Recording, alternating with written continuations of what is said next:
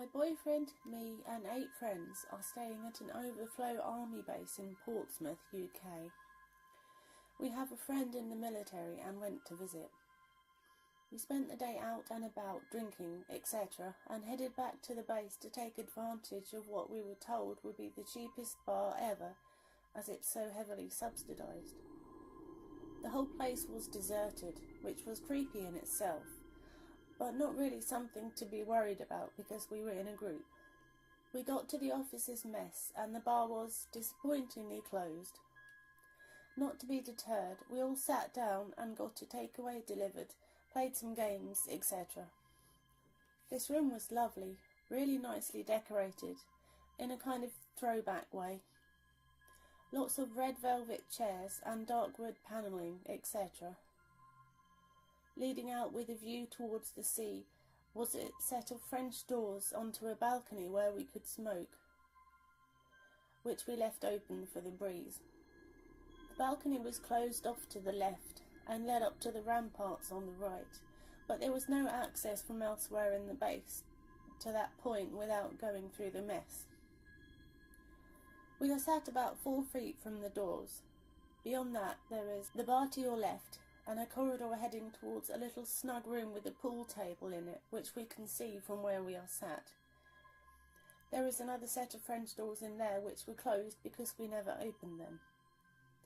At some point, I look up and out to sea because I was thinking about having a cigarette, and I saw the shadow of a person stood on the balcony. It seemed to have something on its back, although I couldn't tell you for certain what it was. Without thinking, I said, "Hey, maybe this guy is going to open the bar for us." I guess no one heard me because no one said anything. I looked back up and the person I saw was gone. There is no explanation for how someone could have been stood there without us seeing them walk through or hearing the mess doors close. And now I come to think of it, he or she shouldn't have been in shadow because all of the lights were on. When I was around 12, my dad and stepmom moved into an old plantation house with my 2 stepbrothers and half-brother. I visited on the weekends. I was always superstitious and wondered if when seeing the house for the first time I was letting my imagination get the best of me. It was a beautiful home, and in its prime when we lived there. At the same time, it was also the type of place that looks like the often described haunted house. It was so large that one whole wing of it was not even used. It was a rental, owned by a family that were also the only undertakers in a very small town. I never liked the house at night. In the day it was okay, but no matter what time it was, I always had this feeling that someone was watching me. I never felt completely relaxed. Sometimes I was so scared at night that I would sweat while trying to fall asleep. Then a few months later my little brother was slapped on the back while he was sleeping. It even left a bruise. He woke up screaming and horrified.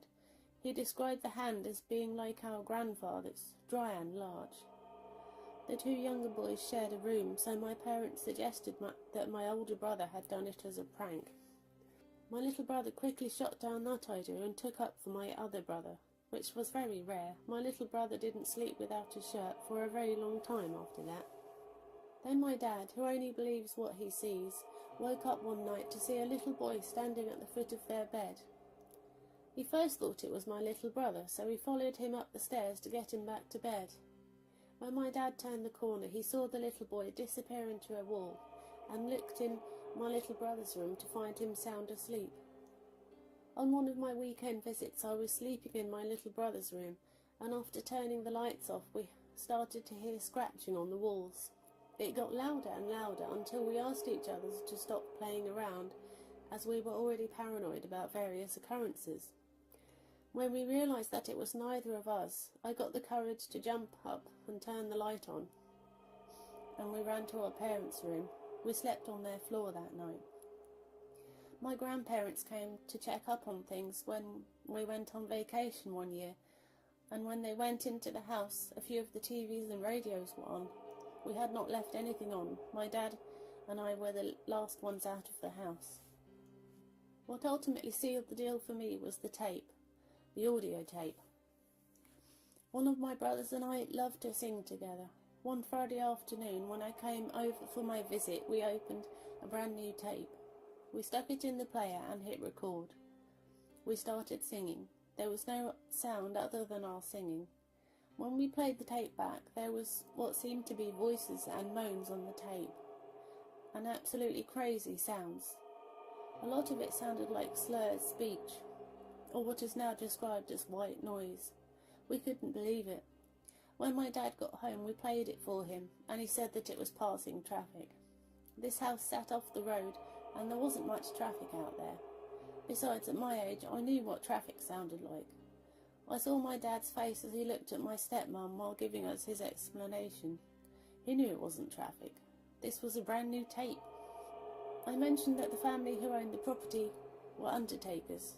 Well, I later found out that they had put old funeral home carpet down in the house.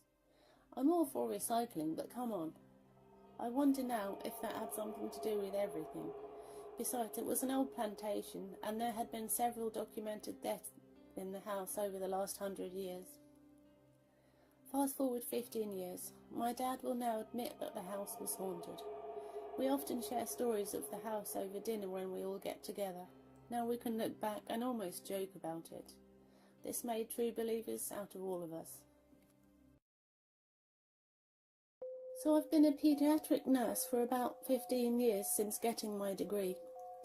The hospital I work in was built a couple of 100 years ago, but the children's wards are in a slightly newer section.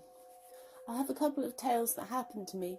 Even after all I've seen, I'm still the first person to say I don't believe in ghosts.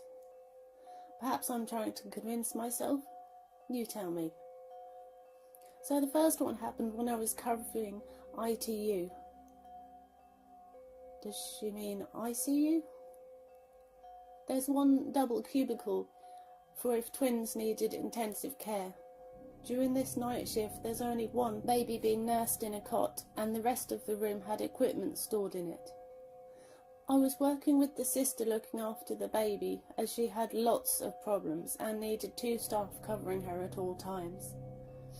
Uneventful night until approximately 2 a.m, when the net curtain over the windows billowed out. Stays out for a good couple of seconds, then floats back down. So Julie, the other nurse, asked me to shut the window. It's closed tight already. So not really thinking anything of it, I placed a syringe driver, a piece of equipment that is relatively small but quite bloody heavy, over the bottom of the net, holding it in place on the windowsill. Go back to my duties until about 10 minutes later. The syringe driver flies across the room. I look at Julie. She looked at me. She'd worked there a lot longer than me and had told me of other things happening in that room. She just laughed it off. I asked to be reassigned. Freaked me out. The next one happened several years later. I was in charge of the night shift on a long stay ward. Lots of kids. It was like their home. One little lad of 4, I'll call him Connor, had been there for 18 months with rarely a visit home. We knew he was terminal, but not expected to pass any time soon. He was going to be transferred to a children's hospice in the next couple of weeks. His parents visited most days, and either Mum or Dad slept every weekend night. This was a Wednesday night, so both Mum and Dad had left him in our capable hands. Again, early hours of the morning, and I wander the ward checking on staff and kids, and as I look in Connor's room, I saw his dad stood over his cot, leaning over him. I carried on past until my brain registered that it's a Wednesday, Dad isn't here. Who the hell was that? I go back a couple of paces, and the figure over his cot is shadowed, tall, and had, excuse the dramatic, what I can only describe as wings protruding from its shoulders. Then after a split second, it had gone. I could not breathe. I could not move. But I didn't feel scared. Total skeptic that I am, I didn't tell anyone and tried very hard to convince myself it was a trick of the light or that I was tired and imagining things. However, I got a phone call later that day. My matron calling to tell me that Connor had sadly passed away that day. Had I seen the angel of death? There are more stories I've heard, but these are my two. Now keep telling myself it's not real. There's no such thing.